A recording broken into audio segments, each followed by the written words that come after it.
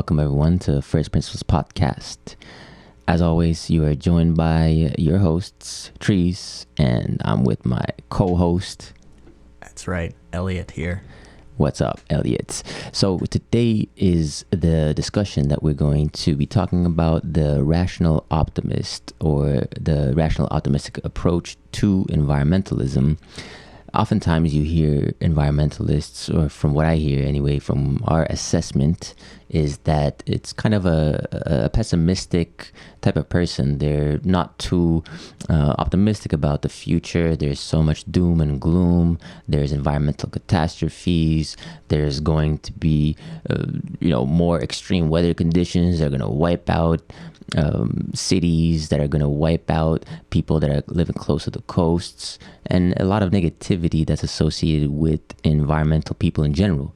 So we want to talk about this and try to maybe paint a different type of picture for you guys to try to think of environmentalism from a more positive perspective. Of course, not naively positive, because we don't want to be too comfortable. But at the same time, we don't always want to be totally negative about the future, because I think we've done a pretty good job of things so far. I mean, we've messed up. We've recognized our failures in a lot of environmental directions. We've made improvements. And yeah, we want to maybe focus on some of the good stuff as opposed to some of the negativity. You guys get enough negativity. We all do, from the news, from everything that's around us, from listening to Greta, all that stuff. I don't feel too good after listening to that chick, that's for sure. So we want to paint a different picture of environmentalism and say that it can be seen in a more positive light. Yeah, well said. So I think the point I want to make here is that there are different types of optimism, as you alluded to. So we want to talk about this term rational optimism as opposed to naive optimism. And I want to make that distinction because naive optimism, I would say, comes from a place comes from people that lack knowledge or experience, or a combination of those two. And naive optimism, whether this is fair or not, as a characteristic in people, gives the impression to some that they're kind of foolish. It's and there is, you can have optimism and have rational arguments and evidence that supports the optimism, which brings you out of that naive optimist kind of painting that someone might have of you. So, and it's so important because optimism is just so much better for us mentally and physically than pessimism. Yeah. And it just seems like, it varies across environmentalists that you run into, but there is a lot of them that are pessimistic about something or other, whether it's population growth, whether it's about climate change, whether it's about the conditions of our forests. Yeah, it's never ending. It's a constant tidal wave of negativity that there's the environmental crisis by 2030, everything is going to be destroyed.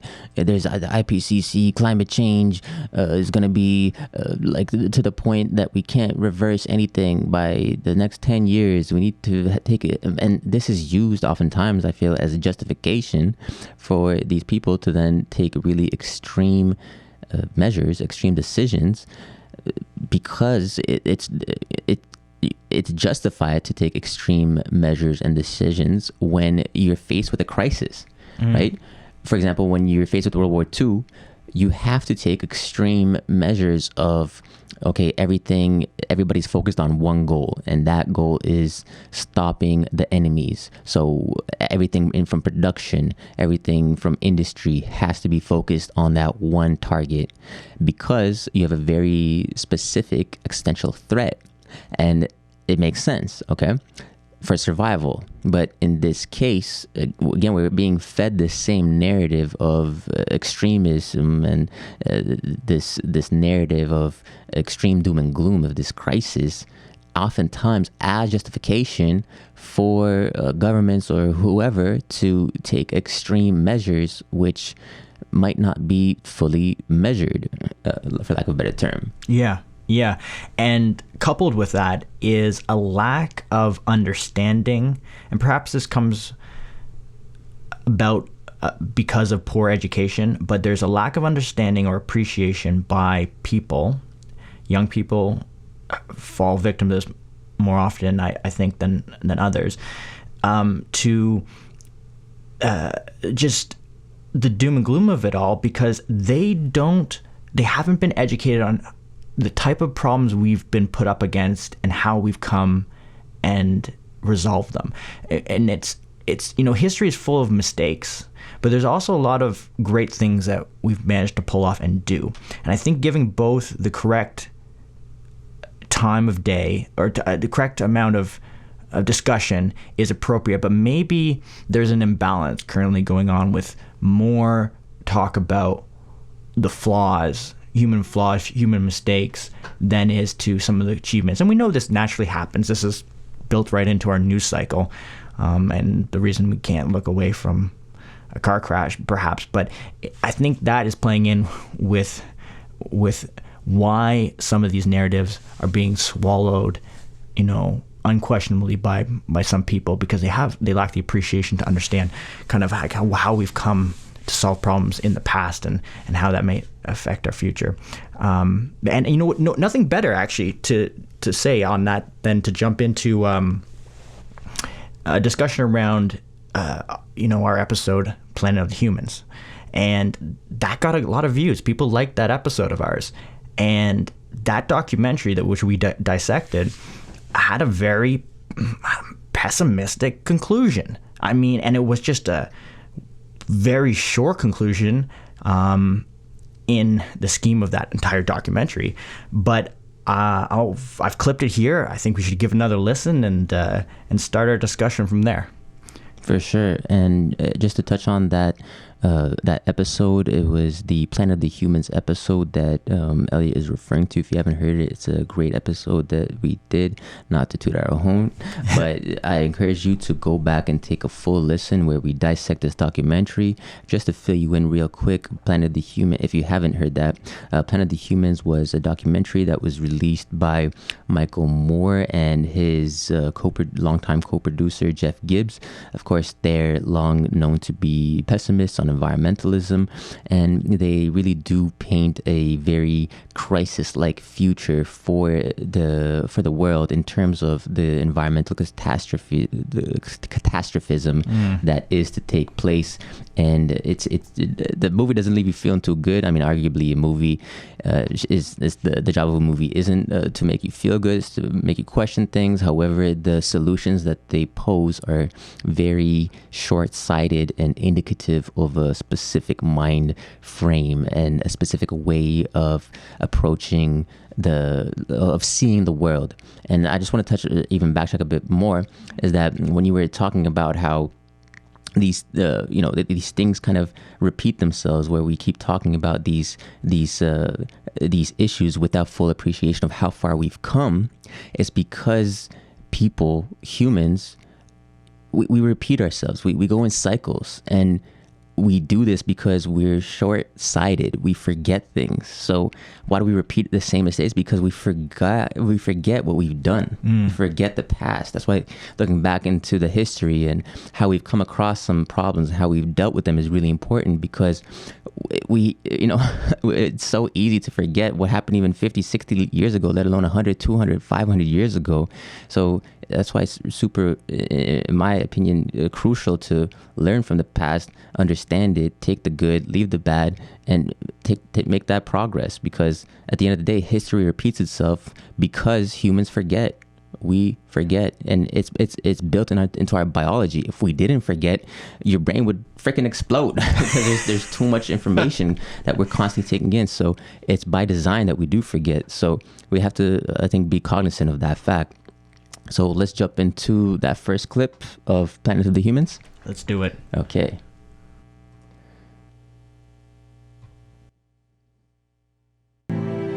Now, I know this all might seem overwhelming, It's the kind of thing that we normally don't try and think about.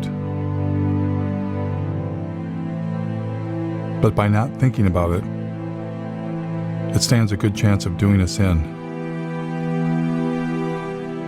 I truly believe that the path to change comes from awareness. That awareness alone can begin to create the transformation. There is a way out of this. We humans must accept that infinite growth on a finite planet is suicide. We must accept that our human presence is already far beyond sustainability, and all that that implies. We must take control of our environmental movement and our future from billionaires and their permanent war on planet Earth. They are not our friends. Less must be the new more. And instead of climate change, we must at long last accept that it's not the carbon dioxide molecule destroying the planet. It's us. It's not one thing, but everything we humans are doing. A human-caused apocalypse. If we get ourselves under control, all things are possible. And if we don't,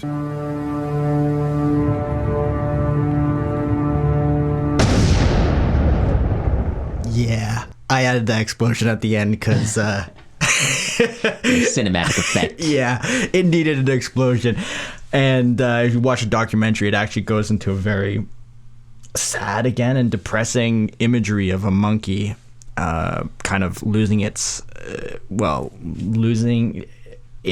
environment due to deforestation, whether it's completely unstaged, I can't say, but it was a sad way. And as you heard from that clip, just with the general tone of his voice and the violin music, man, that is a great way to end a documentary on Earth Day, don't you think? Just really fires you up.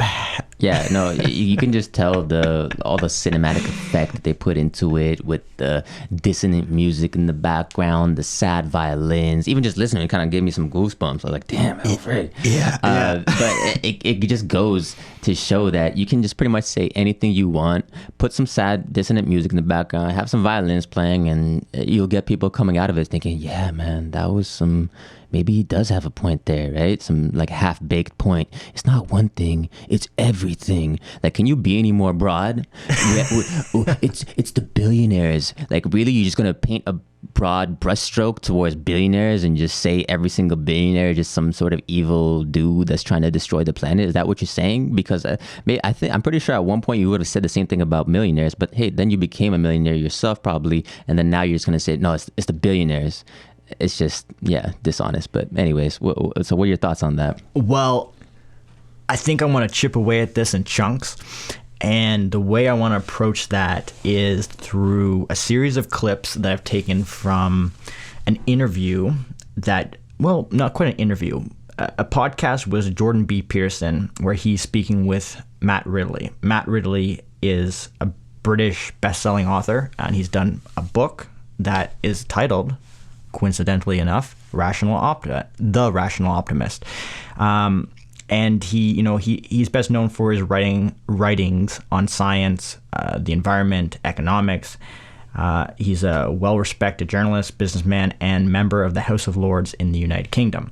And so he sits down with Jordan Peterson on his podcast, and they discuss a bunch of topics that we won't get into today, but I've clipped ones that I think fall into this realm of environmentalism, optimism, and I hope by going through these clips we can kind of lead the conversation about this in the right direction.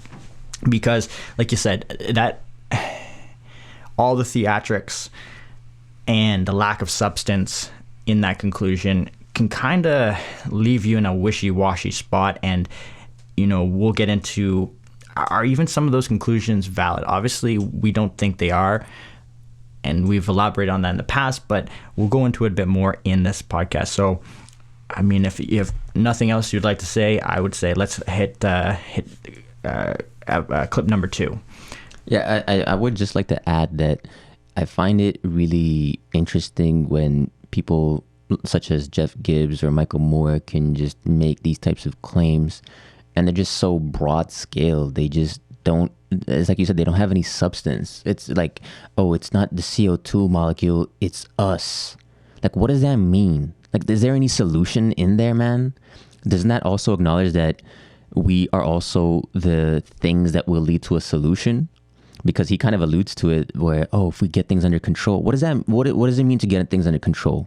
Well, can you just be a bit more specific?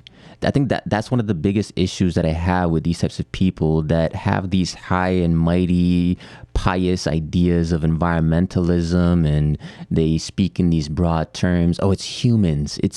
But like, doesn't that also mean that humans are the solution by virtue of us being the problem? You said, oh, if we get things under control, then that means humans are the solution to the problem too. And if you actually do look into the what he proposes the solution, it's kind of more or less have less babies. Like, let's just stop fornicating. Let's stop procreating. Yeah. And it's just such a simple-minded approach that we will start to dissect with this episode in more detail, because it misses just so many more specifics that need to come into play when you're talking about these types of complex issues. And whenever you hear somebody whenever you have an issue that you want to solve, you want to be as specific about the issue as you can be, because when you dissect it into its smaller components, that's when you can actually have the measurable things that you can do to improve. You know, it's like a chemistry problem. It's like a math problem. If you have a complex problem, what's the first thing you do? You break it down into its smaller components. You simplify it. You get to the individual pieces, and then solve those pieces to then lead you to the final solution. And I feel like a lot of people in the arts and entertainment industry, it's just like a different way of thinking. You know, they're that right brain that's thinking in these high and mighty pious terms without really thinking about things in a more concrete left brain rational manner, where you have to essentially break down the problem into its smaller components and come up with solutions for it. So that's just kind of my 2 cents, where you do need to break down complex problems to smaller issues in order to solve it, not just make broad statements, we are the issue, and so on and so forth. So let's jump into this second clip. Definitely. Track to eradicate extreme poverty according to the UN definition of extreme poverty, by 2030. And we've halved it from the year 2000, I believe, to the year 2010. It was cut in half. But it's absolutely phenomenal. 60% of the world lived in extreme poverty when I was born. Today, it's less than 10%. That's the greatest achievement of any human generation ever. Nobody's lived through anything like that in the past. Yes, and that despite the fact that the population, tripled? Yes, certainly 2.5 times. And nobody saw it coming. And it wasn't planned even. Most of it came about because of, relatively local innovation to make farming more efficient and things like that. And the amount of calories available per head has gone up on every continent, including Africa. There is still extreme poverty and extreme hunger and malnutrition and nutrient shortages and so on. But the thing I always say to environmentalists is, why do you think it would motivate people to tell them that this problem is insoluble? Why not say, look how well we've done in the past. Why don't we try and do just as well in the future? In the future. So the gentleman you hear there speaking in the British accent is Matt Ridley, and he is on the other gentleman, Jordan Peterson's podcast. Now, I chose this clip because he's talking about eradicating poverty, extreme poverty. Now, there's something about this that I want to speak about, and it's the idea is you have to define first the metric which you're going to use to quantify the change that you're seeing. So they're talking about eradicating extreme poverty based on the UN definition, and I was looking around the internet trying to figure out what that is, and I think I nailed it down. So I think it's a very narrow definition, and the definition from the UN is that extreme poverty is currently measured as people living on less than $1.25 a day US currency. Now, I think this is okay. It's, you know, they, in the articles I read from the UN pages, they're saying that this definition may change, and then there's definitions within individual countries that need to be addressed accordingly and such. But you know, he says, Matt Ridley says, you know, 60% of the world lived in extreme poverty according to this UN definition when he was born, and he was born in 1958, and now less than 10% today is in extreme poverty. So over 60 years, you know, we've gone from 60 to 10, and that's quite incredible. And it may not be perfect because the definition isn't perfect either, but you have to have some sort of definition to understand how you can quantify a statement like that.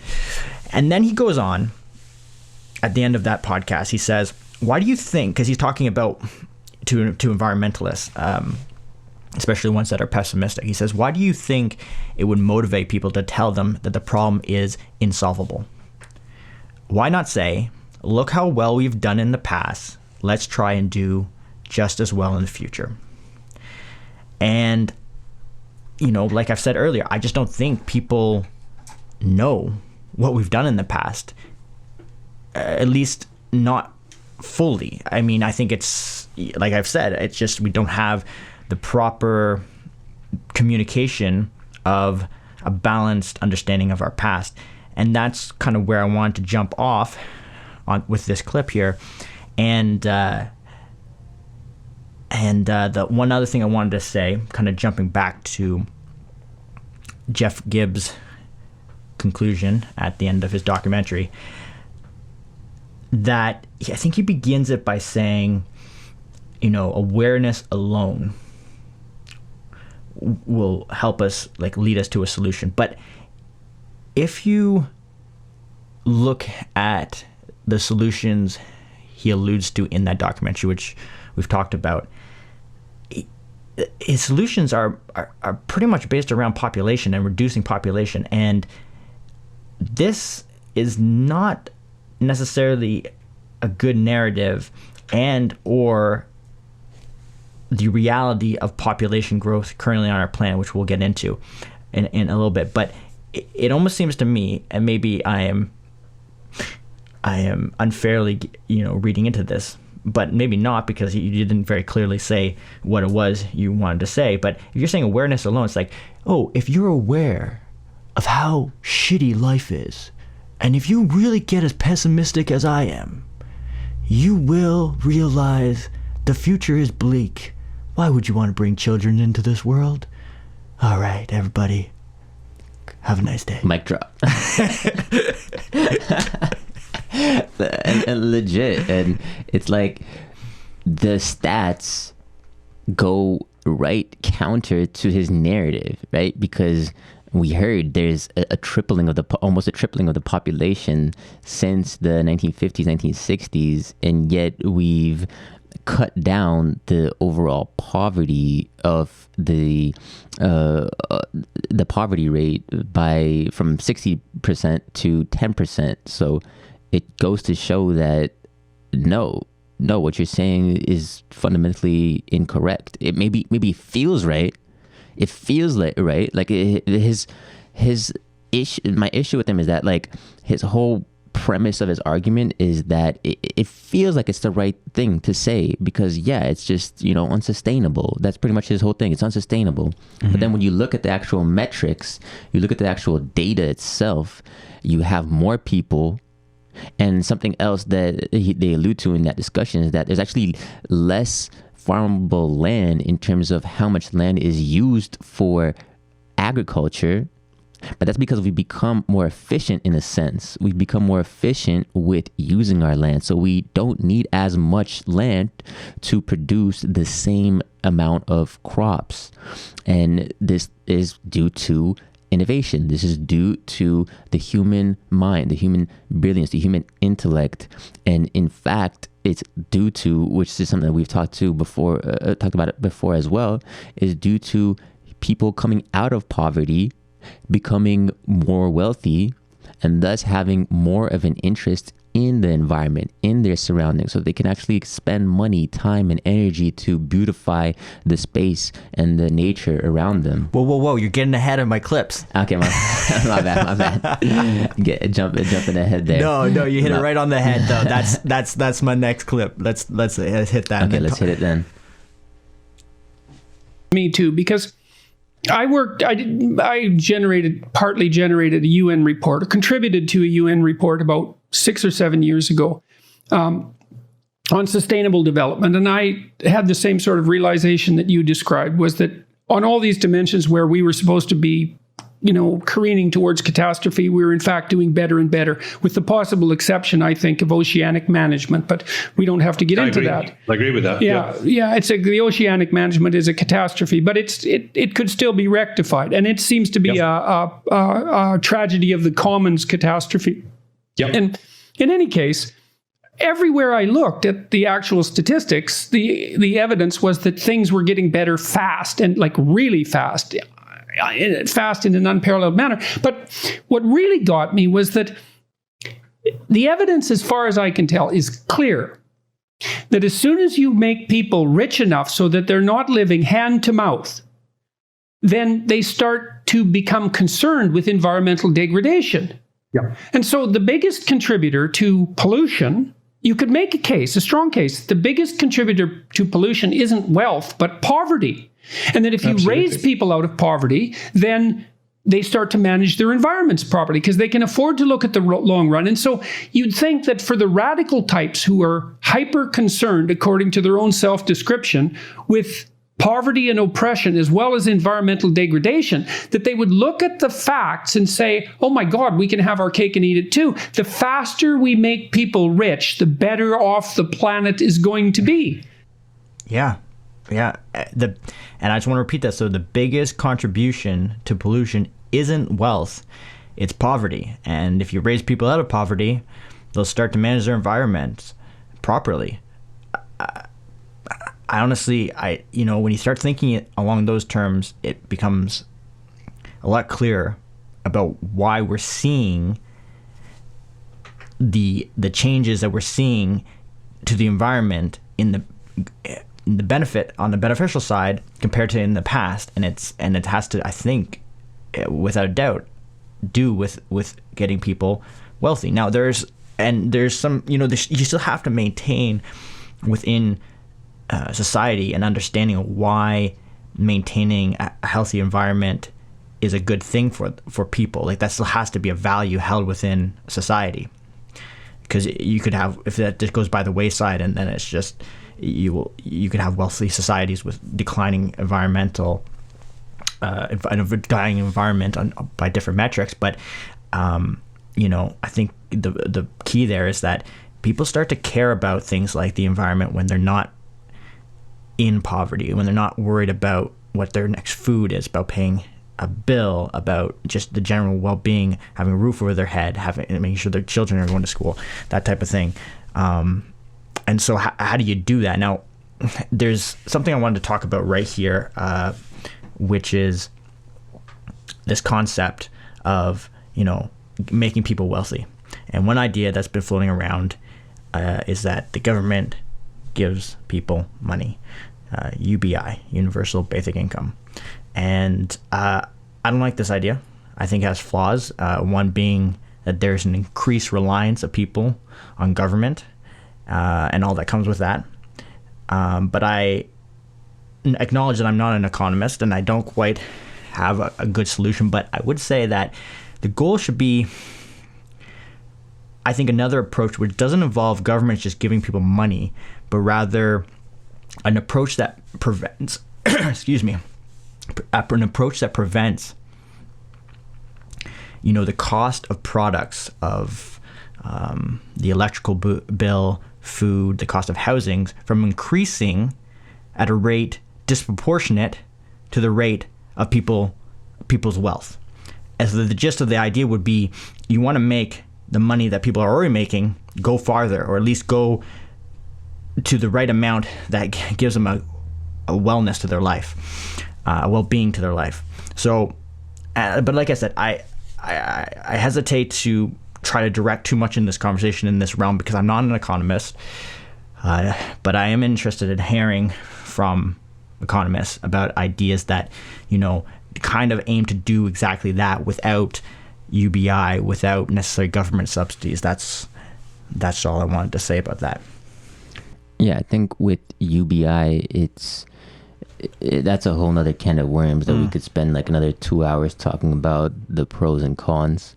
But I want to take it back to the whole premise of how poverty, when you're in poverty, you essentially are not too concerned about the environment. You're not too concerned about pollution. And I'll give you an example of this from my own personal experience. When I was traveling through Nepal, throughout Kathmandu, over there, when you're in the city, there's extreme amounts of pollution. People were wearing face masks there before it was cool to wear face masks, put it that way. And that is because of the air quality, because it's absolutely trash. And the reason that it's trash is because they're using old, dirty engines, two-step engines with no catalytic converters at their end, with the exhaust. So exhaust just smells like crap. It's a horrible combustion, incomplete combustion. Everywhere you go, smells like shit. But you know what? People don't care because they're just trying to get from point A to point B so they can do their job. They're just trying to survive. And they'll take the bare minimum of having a mask over their face, and that's good enough. You want to talk about a fancy car or a fancy motorcycle that has those catalytic converters that are going to be able to absorb all those exhaust gases? Forget about it, man. They're too poor. They can't afford that shit. And what the government's going to tell them, no, you got to get this more expensive car, this more expensive motorcycle that maybe 1% of your population can afford? No, man. You can't do that. You can't do that until your country, your people are wealthy enough to afford that thing. And those people, unfortunately, have to spend their lives from the time they're born just breathing in this horrible air. And it's just the way of life there, because they simply don't have the means to afford getting higher quality engines that are built to a higher degree of standard, that have more concern given to the quality of the combustion to reduce all the exhaust gases and all that stuff. So again, just from my own experience, like I've seen this. I've seen what happens here. People just throwing out trash because they don't care where it goes. They're just trying to get by in life. They're just trying to figure things out. And again, it comes down to this whole premise that is really interesting, that is alluded to in this conversation as well with Jordan B. Peterson and Matt Ridley, is that once you have that wealth, you're able to project yourself into the future. You're able to think of your future self and your future generations and how they are going to be impacted by the decisions that you make right now. If you don't have that wealth, you're not thinking about 10 years, 20 years, 30 years down the line. You're thinking about tomorrow. You're thinking about today, let alone next week or next month. You're just trying to get by like today. Like that's it. Yeah. I mean, and to make matters worse, there were people, and there probably are still people, that think along a line that is, the people that are still in poverty or stuck in poverty, there's no reason to help them. Because if we help them, it's just going to make things worse. Okay, and this is, you may say that's a callous kind of way of thinking. Well, this is actually the thinking of someone like Thomas Malthus. I don't know how to pronounce his name quite right, but he was an economist and demographer, and he was born in England, 1766, died in 1834, and he has a theory, and it's called the Malthus theory, but population growth, and it's basically the theory that says populations will always tend to outrun the food supply, and the betterment of humankind is impossible without stern limits on reproduction. So this next clip we're going to get into kind of goes down that route, but I want to also point out that back in that Jeff Gibbs conclusion in his documentary, he talks about the concept of, infinite growth on a finite planet. We can't do that. We can't have that mindset. And I agree. It doesn't logically make sense. Anything, whether it's infinite economic growth, infinite growth of population, everybody can imagine, you're going to ruin your environment at some point. And this is so clearly examples of these exist, but you put, a few chickens on a plot of land in a cage, they peck away at the grass, and that's fine. The grass can continue to regrow. You put enough to regrow at a rate that is that will allow new grass to grow before they eat it. You put too many chickens on an area of grass. Within a few days, the grass is gone. It's down to bare earth. There's no chance that plant's ever going to come back. The environment can no longer feed the chickens. If nobody else is giving them food, chickens begin to die. And that's the problem with too many demands on a resource, and that is the problem that runs in the thinking around infinite growth on a finite planet. But are we actually growing? Are we going to fulfill that whole projection of infinite growth on a finite planet? And a lot of the evidence is saying we're not going to do that, and that's what I want to get into. But I want to talk. That's why I'm bringing in Thomas Malthus, because his theory and thoughts have not only cemented this idea in schooling and education, but it also has made that very crude, callous opinion about, we should give up on people that live in poor areas, and are, it's a useless cause. Yeah, we don't want to make them rich, because if we make them rich, then they're going to just consume more, and then that's going to put us even in a deeper hole, and then the cycle continues. It's a really disgusting mind frame when you think about it, because it just means, okay, just leave the people as they are, let them just continue in their lives of poverty, degradation, and it's better to leave them like that than actually help them, because if we help them, then that means that they're going to start consuming more. It's pretty gross when you think about it. It's just backwards. Yeah. Mm-hmm. Yeah. You want to hit that next clip? All right, next clip coming up. It's called the Malthusian Trap. Well, the Malthusian Trap was Robert Malthus's notion was that if you kept people alive, they would simply, if you gave them more food, then they would simply have more babies. So they would end up just as poor and just as hungry. Yeah, well, something like that happened in Ireland when potatoes Absolutely. became the dominant crop and then failed, Yeah. right? So the Irish you outline this in your book. It's not an idea Exactly. that originates with me. When the Irish started to farm potatoes, their population exploded, and then a blight came in and wiped out the potato crop and blew out the Irish population. And that's a classic Malthusian example. Yeah. And he's sort of the Malthus ultimate pessimistic biologist. Yeah, and he wasn't entirely wrong in that respect. But the thing he did get wrong is that technology might change it. And we then moved to a world in which food became more and more productive. Babies stopped dying. We got better at keeping them alive. And weirdly, once they stopped dying, people started having fewer of them. And this is a phenomenon called the demographic transition that took us really by surprise. If you stop baby rabbits dying, they have more babies. But if you stop baby human beings dying, people say, right, I'm not going to try and have as many kids as possible in the hope that a few survive. I'm going to have two. Right. So you heard Matt release a demographic transition theory.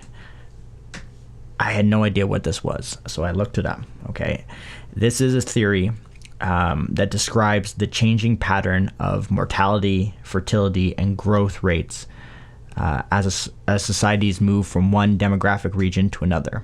The term was first coined by the American demographer Frank W. Notestein, maybe Notestein, not too sure, in the mid-20th century, but has since been elaborated and expanded upon by many others.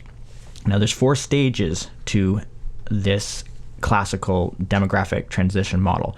So stage 1 is called pre-transition. So it's characterized by high birth rates, high fluctuating death rates.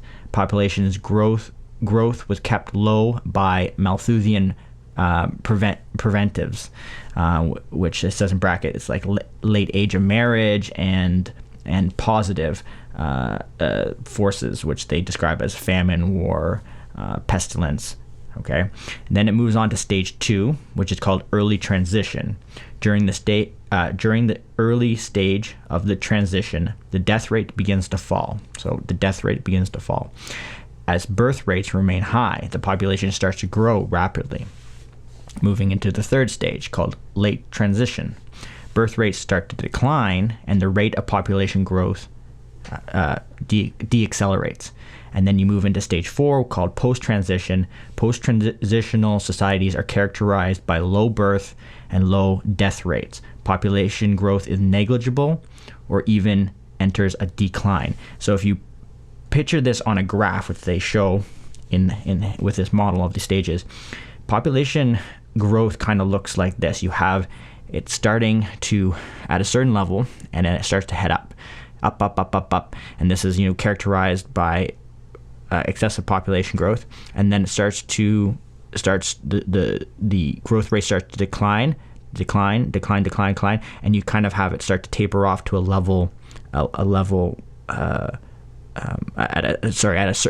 kind of levels off at a certain degree, and then it begins maybe to fall slightly, or it kind of plateaus. And you go, hey, is that even reasonable? And before I get into that, because it is in fact reasonable, and we're seeing it occur in countries today, I just wanted to see if there was any thoughts you had after hearing that clip. Yeah, I think when you think about this whole Malthusian trap, it's it's short-sighted in the sense that, yes, as people have more babies and there's more consumption. However, again, I think as these gentlemen outlined pretty well, is that when you actually have an increase in wealth and education, which this gentleman, Malthus, whatever his name is, didn't consider, is that you in fact have a decrease in the birth rate. You in fact have, which is a big issue in countries of the West, where we don't actually reproduce at the same rate as we used to, just because of higher levels of education. People are in school for longer periods of time. They're getting married at later dates or at later ages, and they just want to have less kids. We're not rabbits, fundamentally. We're not. And that's the issue with these biologists, thinking that humans are exactly like other animals. We are, and we're not. We're our own thing. And we're a complex psychological, biological being. And when we have more wealth, especially with women getting more educated, then we in fact have less reproduction, which again goes to show that more wealth is a benefit to the environment, because now we're in fact having less children. Whether or not that's positive or negative is another story, but again, it goes to show that the theory is wrong. With increasing wealth, we do need to help people become more wealthy, because as they improve their wealth, as they get out of poverty, they will start to have less children, and again they'll start to have more concern for their environment, for their surroundings. And another thing that this guy didn't consider is that it's assuming that technology stays stagnant, which it inevitably does not. Technology changes, and necessity is the mother of all innovation, meaning that when we are faced with problems, we are generally able to come up with solutions. And hey, you know what? That old expression, two heads are better than one. Two brains thinking about an issue are better than one. So when you think about it, if we have more people that are more wealthy, that are then more concerned about the environment, you actually have more brain power dedicated towards solving these environmental issues. So, which again goes completely counter to this whole narrative that not only to keep people in their poverty, because if they get too rich, then they're just going to consume more, and that's going to consume more of our resources. No, absolutely not, because we have more brain power that's more wealthy, thus more dedicated towards solving environmental issues. Thus, we have more fundamentally computational power. If you think about having supercomputers working towards solving an issue, well, that's what we have. We have a bunch more supercomputers, as in the human mind, the human intellect, that's focused towards solving these environmental issues. So again, it goes straight counter to our friend Jeff Gibbs, who would say, oh no, we need to stop reproduction. We need to have less babies. We need to, maybe that's true. Maybe that's true to a certain degree, but we need to have wealth distributed more to lower class, to get them rich, to get them to start thinking about these issues. More people equals more brain power dedicated towards solving these problems. Yeah, that is such a good point. And I think a much better way of looking at the problem. And to speak to some of the reasons why we're seeing birth rates decline, let's hit this next clip and finish this off. Rate of reproduction has plummeted, and increasingly across the world. It looks like as soon as you educate women, open up the marketplace to them, and provide a modicum of birth control, as well as these other improvements in living standard that you described, that the birth rate plummets to below replacement. Yeah. No, and an awful lot of countries are going to have problems with below replacement fertility in this coming century, which means that you've got a very aging workforce, which won't be able to afford retirement because there's not enough working people and so on. So that's another problem you've got, but it's better than a population explosion continuing to the point where there's 20 billion people trying to live on a planet, which is what we were worried about 40 years ago. I think the projections now are that we're going to peak out at about 11 billion, something like that. That's the UN median projection, but a lot of people think it's overblown, actually, that the numbers, if you run the numbers with sensible, a lot depends on how fast the Nigerian birth rate comes down, as you said earlier. Right. But with a sensible assumption, we might not even get much past 10 billion. Well, it'd be really quite remarkable if an emergent problem for the latter half of the 20th century was that there was too many goods and not enough people. And that could easily be the case. That could easily be the case, especially not enough young people.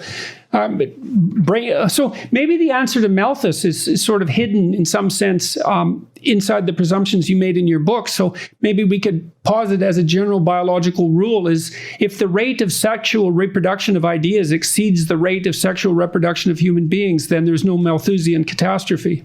That's a very nice way of putting it. I think that is it's exactly the point I like to make. Yeah, so I just wanted to repeat what Jordan Peterson said there at the end, and he says, if the rate of the sexual reproduction of ideas exceeds the rate of sexual reproduction of human beings, then there is no Malthusian catastrophe. And that's a very broad statement, but I think it does do quite a good job of summing up what is in fact happening here. And it's quite astounding when we look at population estimates. We're currently at 7.7 billion people on this planet, roughly around. That's the current number. So 7.7 billion, we're approaching 8 billion. The UN estimate peaks at 11 billion. Now, I know you've heard us talk about predicting and projections and all stuff like that, but holding that into that might actually be the case based on the current data. And Matt Ridley says he thinks it's even a little high, 11 billion could actually be 10 billion, depending on who's running the numbers. It's a very different picture than the picture that this is just going to keep going up and we're going to have 20 billion people on this planet in the next 100 years. And it'll be something to watch. I'll be curious to watch these projections and see what happens over my lifetime. But one thing that caught my attention was he says a lot depends on how much the Nigerian birth rate comes down. And I thought to myself, why? Like what's going on in Nigeria?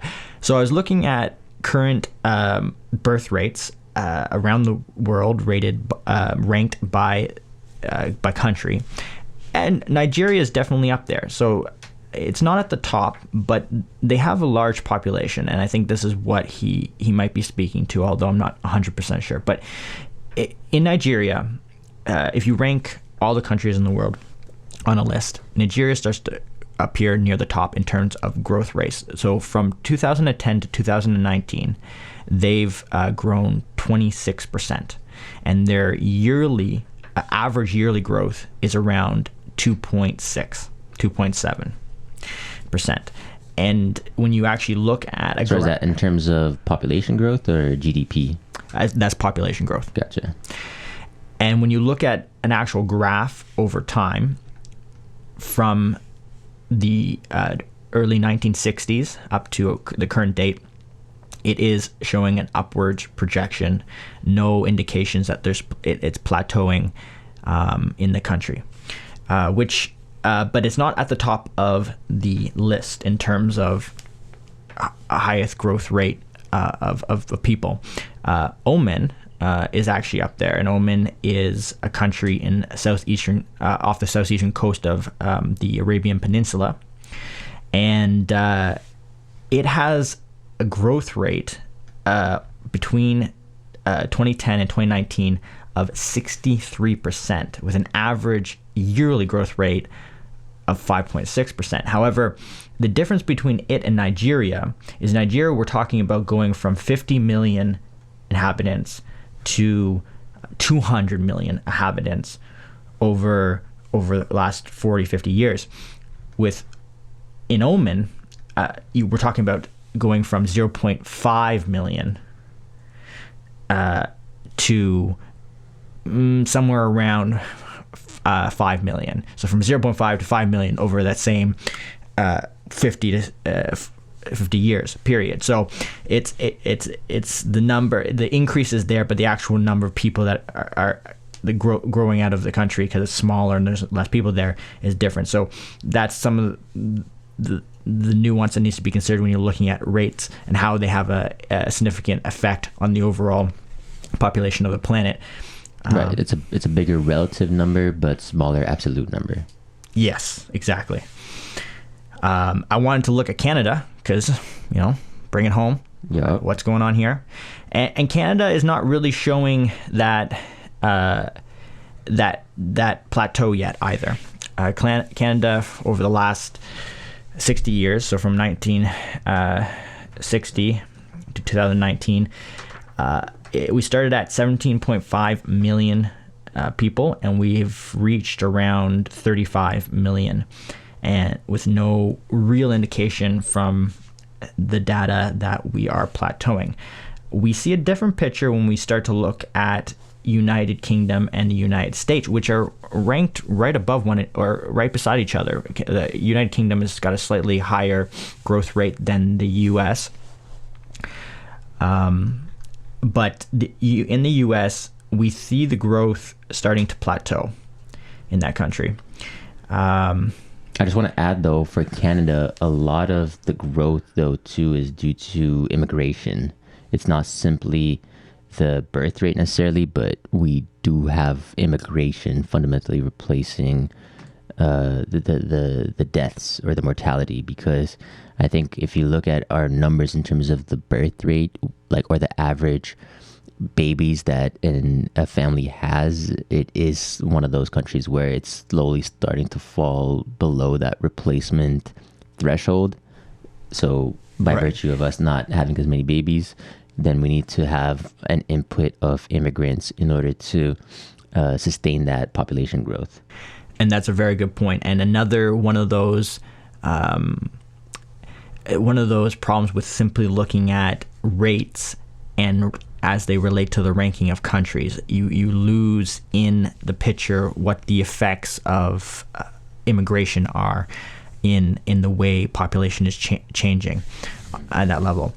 Wanted to say China, so below Canada is kind of mid. If you ranked all the countries, it's kind of in the 60-70% high range in terms of ranking. You move to the middle tier, like where the median, where half the data is above and half the data is below, and you start to fall into United States and the United Kingdom, and then you go below even the U.S. and we look at the China situation. Now China has a lot more people there, but they are showing a decline. They only their average yearly growth increase is around 0.5%. Okay, and just to remind you, United States is around 0.7, and Canada is around 1%.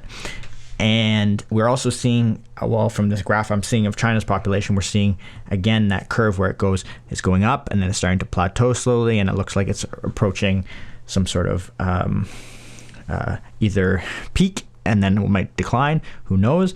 But we do know that this is happening very clearly in Japan, which has a negative 0.14% growth rate, average growth rate per year. And if you look at their population graph, it is not just plateaued, but it's declining, hence the negative average. And that is also happening in Greece as well. And then who is at the lowest, you might ask? Well, that would be Moldova, if I'm pronouncing that, the Republic of Moldova. It's a landlocked country in Eastern Europe, bordered by Romania to the west and Ukraine to the northeast and south. And it has had a drastic drop. Their average is negative 2.71%. That's their average growth rate, which would be a decrease, not growth. But as we've pointed out earlier, this is not just simply due to the lack of birth. This could be to immigration or leaving of countries and such things as changing. I want you to tie it back in, though. Tie this whole thing back to the whole conversation of environmentalism. To tie in these numbers for me, please. Sure. So the reason I've gone down this entire rabbit hole is we began with the idea of infinite growth on a finite planet. Mm-hmm.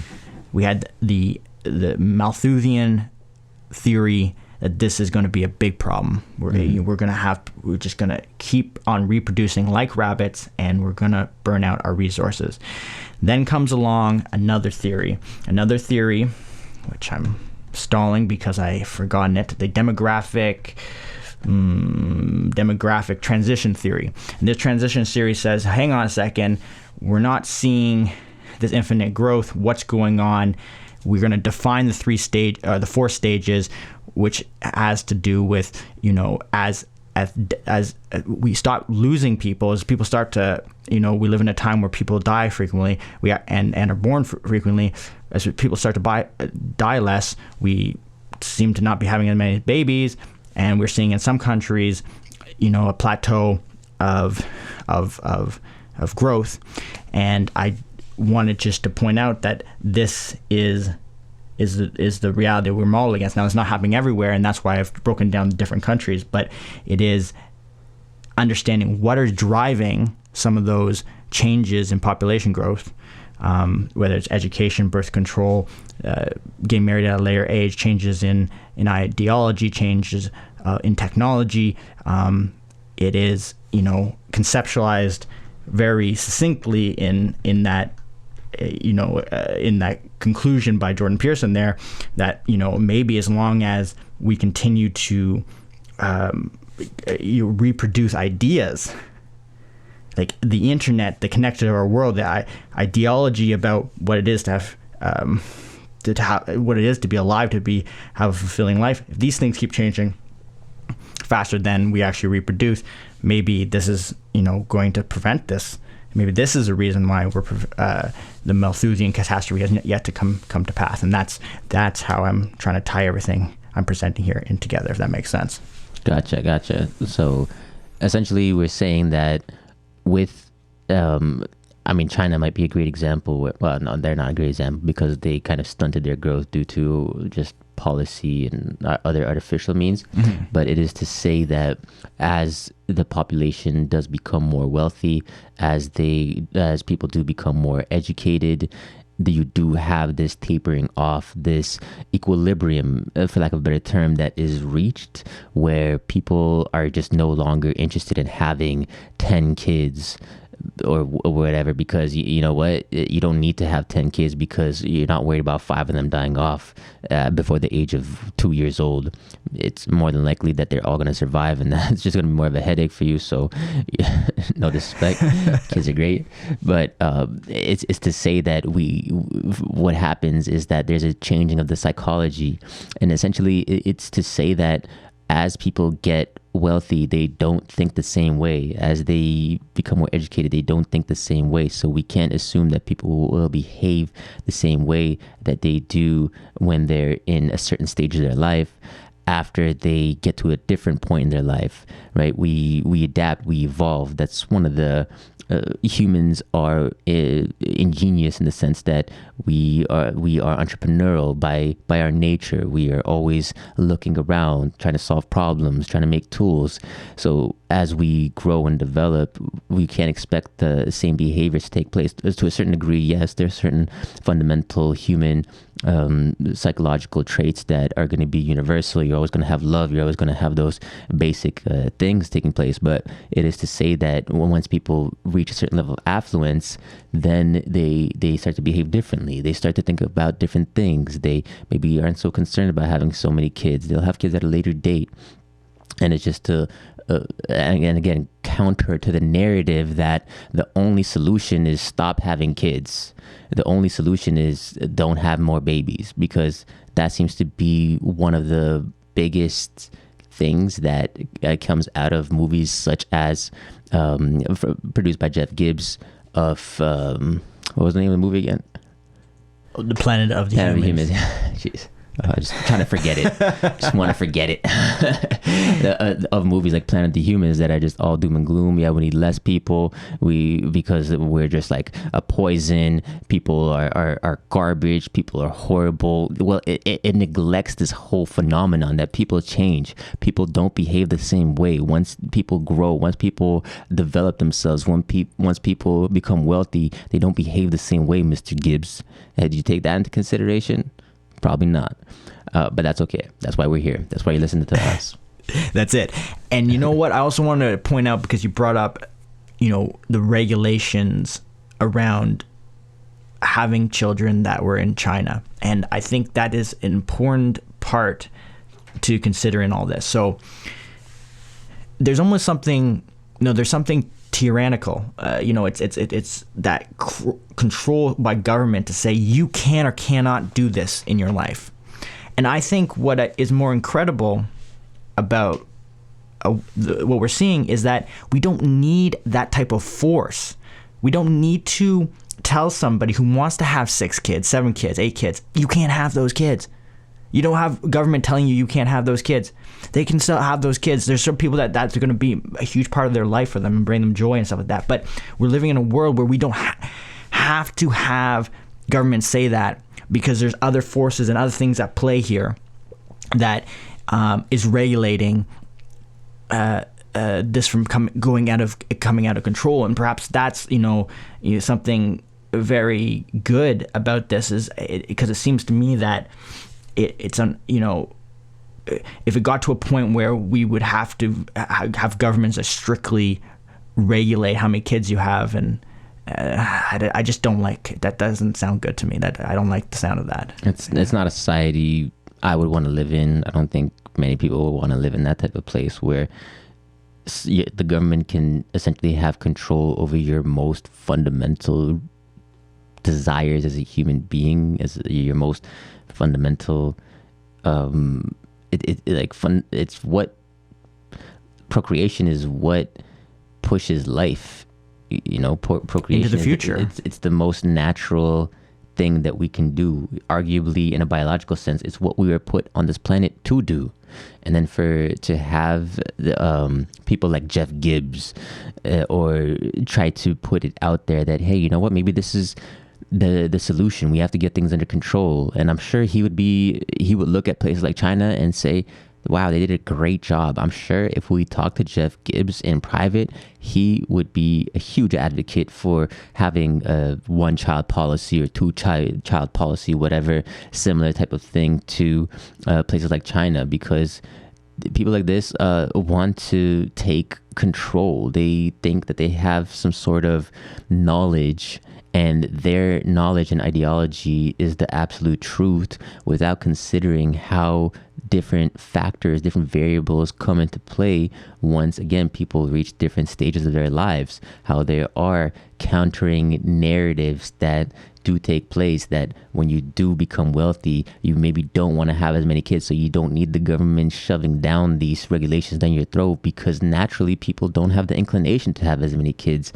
And it's just kind of sickening that people like that are wealthy, Jeff Gibbs' position, that they'll essentially make these types of claims like, oh, and they'll stand on their moral high ground like, yeah, you shouldn't have kids. It's how you, like, I hear this narrative a lot, like, oh, I don't want to bring kids into this type of world. Well, like, if you think that way, then good, like, don't. you probably are somebody that shouldn't be bringing kids into this world, because if you have that mind frame, then you've subscribed to these simplistic ideologies that really miss the big picture. They really miss these other things, these other push and pull factors that are at play, and that shape what a human is and human behavior. And they try to take control into their hand. I have the answer. Well, you know what? No one person has the answer. There's many different variables that you need to consider. And for one person to have all those variables in their brain, it would just simply be impossible. And it's just silly. It's a silly game to play. Yeah, and I agree. Those people, if they have that outlook, they shouldn't have kids. And I think it's because one way of looking at it is you're probably going to instill into that kid a lot of ideas that are going to lead to a lot of suffering in them mentally, based on your already current understanding and where you've plateaued in relation to this topic. So yeah, you're going to add your anxiety onto your kids, and you're going to have kids growing up with all your bullshit, which already happens anyways, but you're just going to compound. Yeah, nobody wants to hear that they are not wanted by their parents, or were not expected by their parents, and this is like another layer to it. If you have these opinions, so I know I had you as a kid, but I don't. You shouldn't do it. You shouldn't do it, and you shouldn't continue down this same road. Like, what? Yes. Yeah, backwards. And you know what I would also push back against? I know you said, maybe if we had him in a room, I would 100% think he would be pro the policies of the China. And you go, well, we don't have Jeff Gibbs here to ask him this question. But what I would like to, and so we don't fully understand what he would think on this topic, but I would like to point out that it's in his discussions, in his dialogue that he presented in that movie, there's nothing that says he would think otherwise. And that is, a point. When you think about the ideas you're putting forward, you need to think about what people, the criticism of, and sometimes not talking about a criticism is going to be conceived as a support of that. Now, it's very hard to do, and this is a very hard thing to do, and people suffer from this when they're writing books even. And some of the best books written are ones that consider what the criticism of the reader is going to be, and kind of address it in the next paragraph or the next chapter or something like that, because with a book you got this one-way conversation, and you're not really there with the person to kind of manage their concerns as they're going through your ideas. But it just, based off what we presented in that documentary, there's just no reason to think he wouldn't be that, and that's definitely a feeling that I think we both were left with after it. So, yeah, for sure.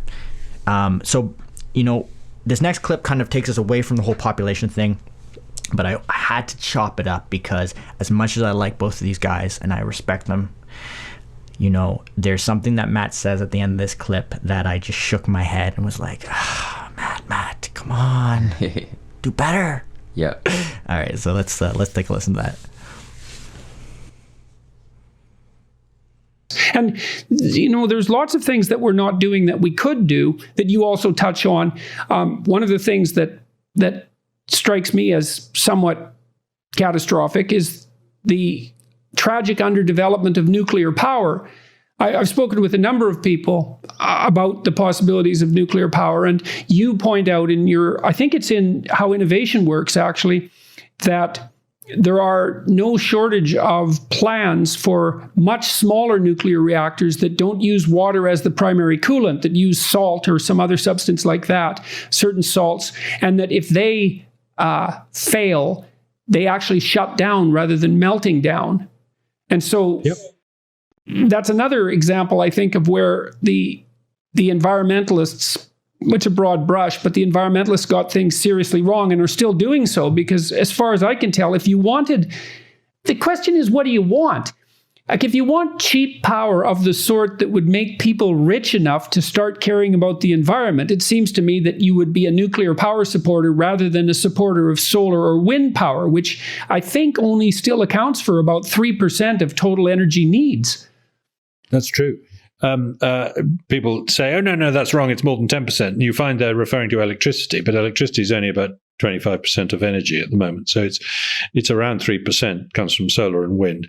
But the real problem with solar and wind versus nuclear is still horribly expensive because of the way we've regulated it and driven up its price. So our problem is how to get the price down. But the real problem is the amount of land that solar and wind use, because they're very low density sources of energy. So you have to have a lot of land, and you need more land than there is. You know, I mean, even Canada has hardly got enough land to produce renewable energy for its population. Ha! Even Canada doesn't have enough land. It's going to have more. You need more land than it's currently available. I don't know, Matt. I think you live in the UK. England's pretty small. And you forget how big other countries are. Like, Canada's got a lot of land, man. Yeah, they're bigger than Europe, dude.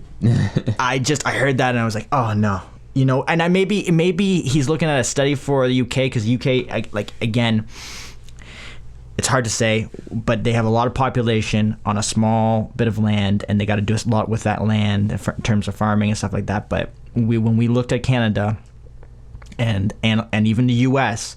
and about, you know, in the theoretical proposition that we put forward that we don't even necessarily promote, but this idea of like 100% solar or 100% wind, when we looked at energy productions made from those systems, then you can totally do it, and it's not going to take up too much of your land. It's not going to take up too much of your agricultural land in these countries.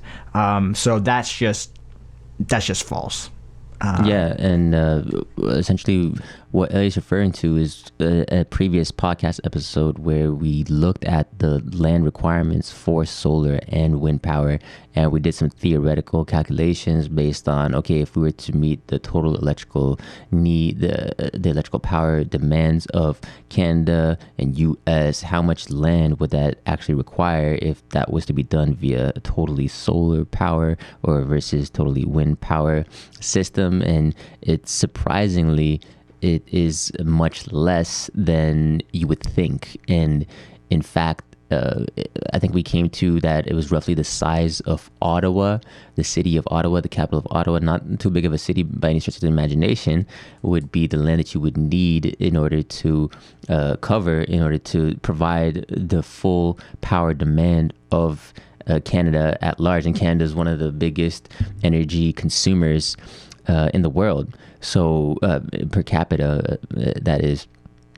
And it really does goes to show that, you know, the conversation is a bit more complex. Again, that we again, this was a very simplistic model that we did, but nonetheless, we do have to consider that we can actually provide a lot of power with electricity via solar, via wind.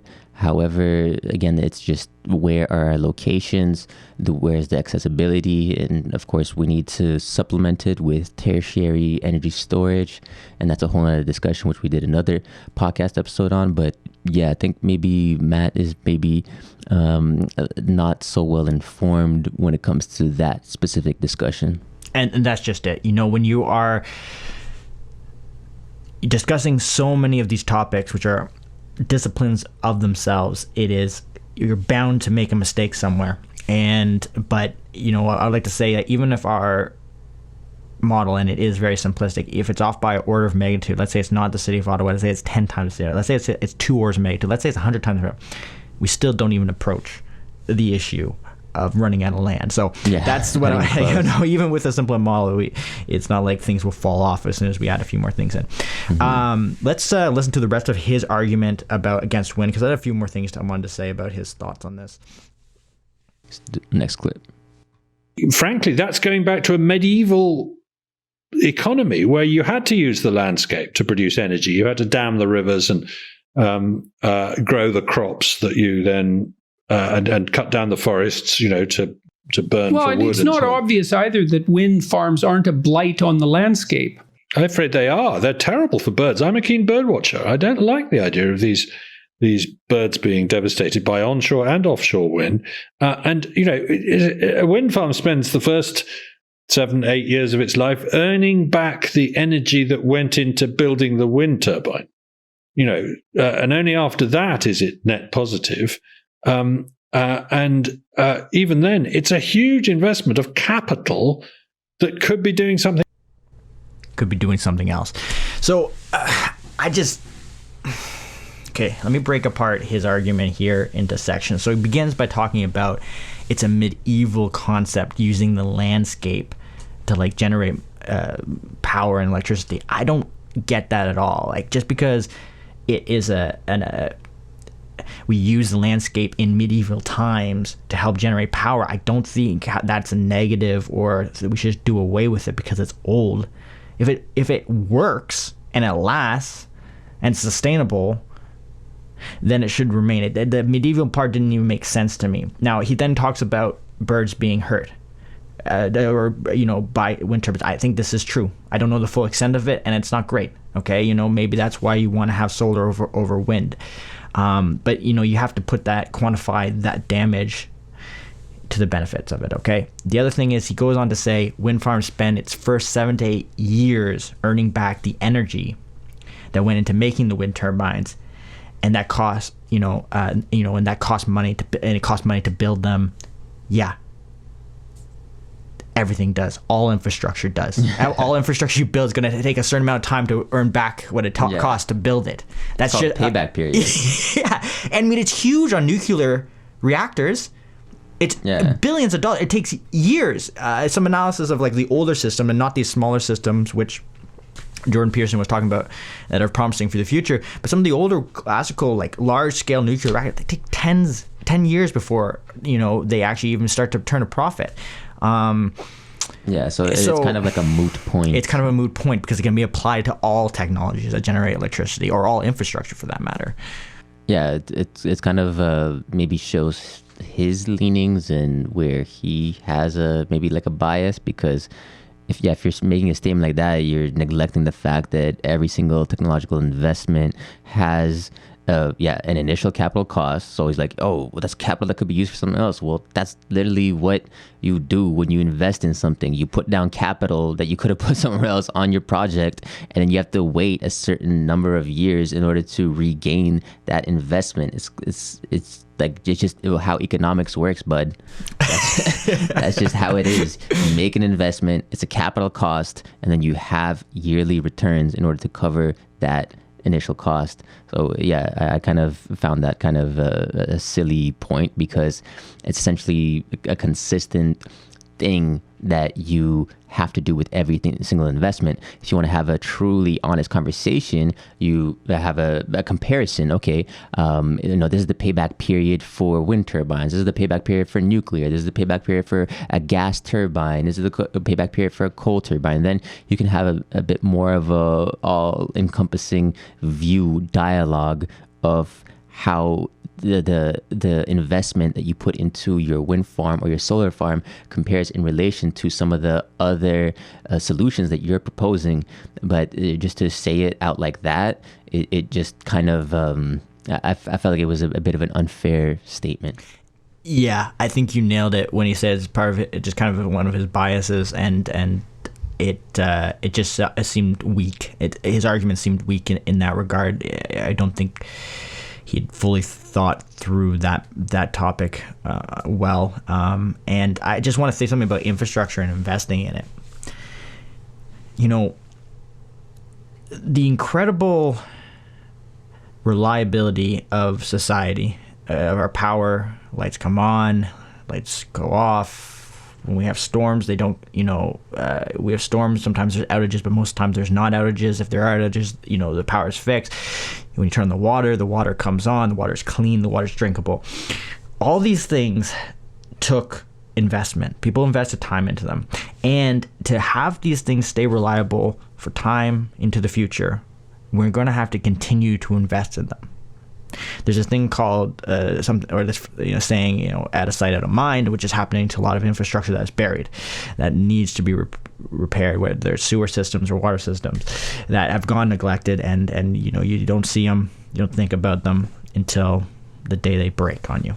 And so, my point here is just that when we talk about cost and spending lots of money, billions of dollars of money at a certain time, it's like, yeah, that's part of what we have to do, because it's going to allow us to live in these very reliable states and of society for time ahead of it. And it's one of the best investments we can make, because these are the fundamental things that prop us up, that that improve our health, improve our quality of life.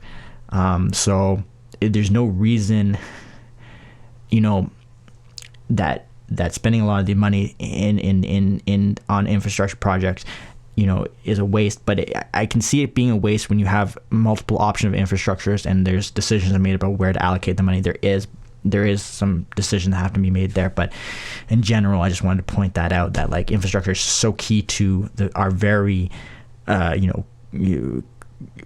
reliable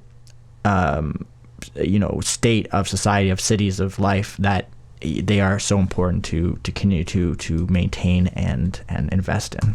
And I just want to touch on this whole it's a medieval concept. This whole I don't agree with it. It's a medieval concept, buddy. Aren't you in the House of Lords? Isn't that a freaking medieval concept?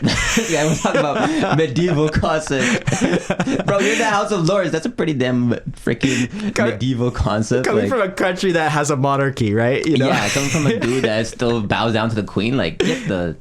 Get out of here, man. Yeah. What about I don't know. What about the Bible? Oh, that's a medieval or that's a pre-medieval concept. Does that mean, okay, we should give that up too, just because it's pre-medieval? I don't know. Just by virtue of something being quote unquote medieval doesn't mean that it's a good or a bad. I think that's just, again, a very short-sighted view of things. And it's how do you think natural gas works? How do you think coal power plants work? How do you think those things emerged? It's from taking resources from the environment again. So again, we're taking resources, making use of the environment, whatever the fossil fuels are, and digging it out. So yeah, again, it's the same thing as your whole wind power or solar power argument. It's kind of, again, short-sighted on his part, I think. 100%. Now, I don't got too much more to say for this podcast, and I want to wrap it up on this note. We've been talking about the overarching theme of this is optimism, and not just any type of optimism. We're talking about rational optimism, and there is a place for it, and it is warranted, and it is always better than pessimism. It just is, before you mentally, physically, for being around people that are optimistic.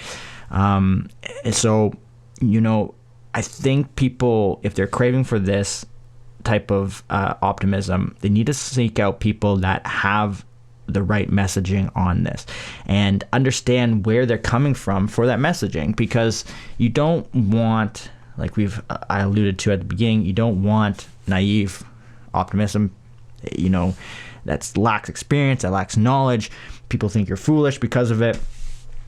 But if you actually can find, examples and root your optimism in our past, which has some very powerful optimistic events in it, then I think you will find it harder to fall into pessimistic states as a result of this. So this last clip is Jordan Peterson kind of talking about the power of optimism and having a realistic story around it.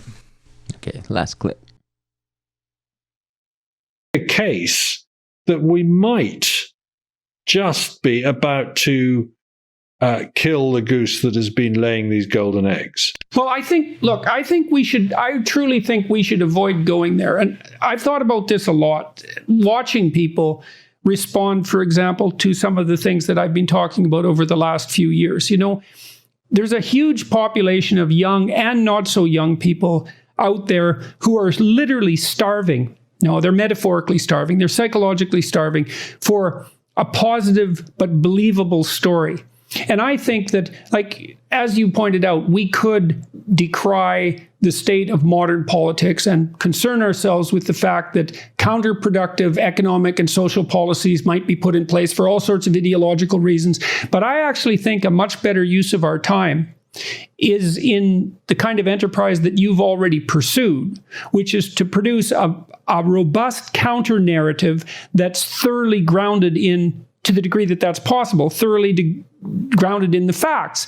We can say, look, forget about that. Forget about the pessimism. Forget about the policies that pessimism would drive. We could make the assumption that we can have our cake and eat it too. We can eradicate poverty. We can constrain relative inequality to the point where societies are stable. And we can produce a massive increment in environmental quality. And all that's within our grasp if that's what we want within the next 100 years. And absolutely. And I mean, you've devoted the last 30 years of your life at least to exactly that message, and I think that's a much more powerful solution than being pessimistic about the counter positions. People need a better story. Right. You're dead right. Thank you for reminding me that that's what I think. I like that. Thank you for reminding me what it is that I think. And you need people to do that. You need to be able to go, hang on a second. Yeah, you might fall into it yourself sometimes. You have a pessimistic idea and you've forgotten something you knew, and we talked about this from the beginning. People forget, and they need to be reminded about things. I think it's so important I think everybody can relate in the sense of when you're around somebody that's really negative, they're pessimistic, they're always talking about something bad that happened in their life. Do you want to spend more time with that person? Do you enjoy their company? Are you thrilled to rejoin them at a later date when they call you over? The answer is no. Nobody. You want to avoid them like the plague. Like, oh, sorry, man, I'm busy tomorrow. I can't hang out. Because nobody wants to be drained continuously with this negativity, that negative energy, and that's why we do fundamentally need that positivity, that optimism, but not in foolish sense. Because 100%, you have those people where they know a little bit and they think that they know everything. Then they know a bit more, and then they realize they know nothing. You know what I mean? Yeah. Those that truly know that they know nothing at all. Right? Let me say that again. Those that truly know that they know nothing at all. And it comes down to the point where we have to just acknowledge the limits of our human intellect. It's not infinite. It is finite, unfortunately. We only have so much energy we have to dedicate to a certain problem until we run out, and then we got to get more food and rejuvenate ourselves. And not only with food, but with ideas, with positive energy, with surrounding ourselves with positive ideas. No, you don't want to be continuously bogged down with this negativity, because that negativity eventually leads to resentment, and then that resentment leads to a hole in your life and anger and depression, and it's just a cycle that's really bitter and leads to no good. There is no good that comes to you once you take that to its logical conclusion.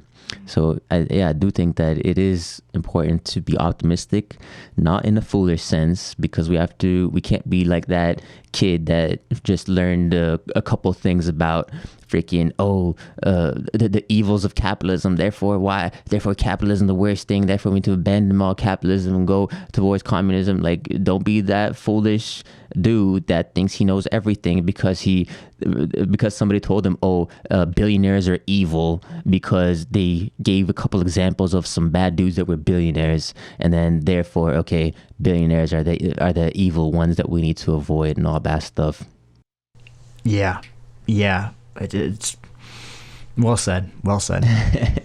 Yeah. So, just to, I guess, any last points you want to add there, Elliot? That's all I had. Mm-hmm. Yeah.